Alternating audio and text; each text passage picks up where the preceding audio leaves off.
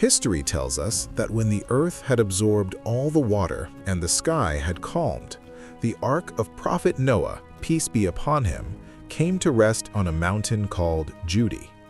It was the moment when not a single disbeliever, idol worshiper, or tyrant remained on the face of the earth. According to narrations, the number of people in the ark was around 80, including Prophet Noah's 3 sons and their wives. They settled at the foot of the mountain and established a town named Thamanin, the town of 80, which became the first human settlement after the flood. Prophet Noah, peace be upon him, lived for another 350 years after the flood. Before his death, he called his sons Shem, Ham, and Japheth, and advised them to go to different parts of the earth, establish Allah's system, and increase the population. He strongly instructed them to remain firm on the declaration of Tawheed, oneness of God, and to avoid shirk, because he knew that Satan would attack again. Shem, the Semitic peoples. Among his descendants were Aram, Lud, and Arphaxad.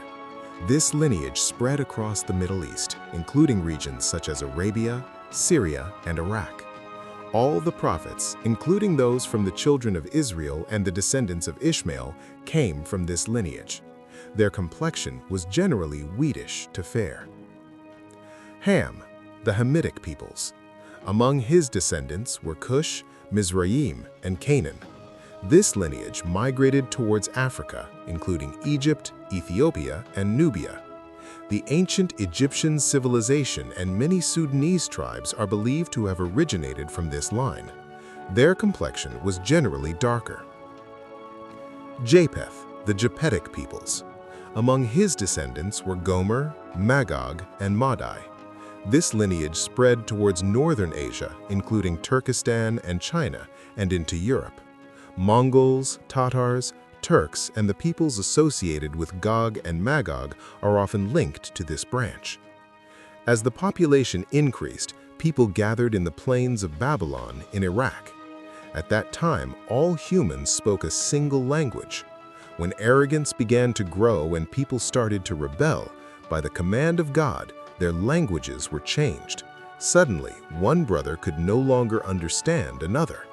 As a result of this confusion, people split into different groups and migrated to distant parts of the world.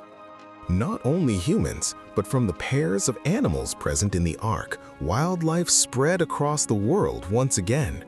Birds filled the skies, and the greenery of the earth returned.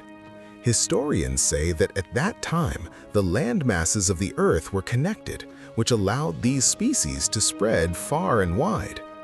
The history after the flood of Noah, peace be upon him, teaches us that no matter how powerful a human becomes, they must ultimately return to their Lord. The ark still remains on Mount Judy as a sign, reminding us that the only path to salvation is faith.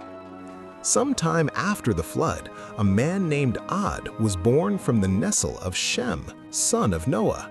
His people came to be known as the Qawm of Ad, the people of Ad.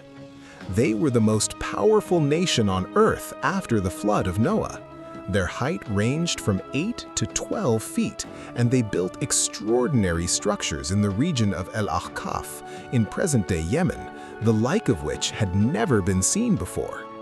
They were the first nation to forget the lesson of the flood and return to idol worship, after which Prophet Hud, peace be upon him, was sent to guide them.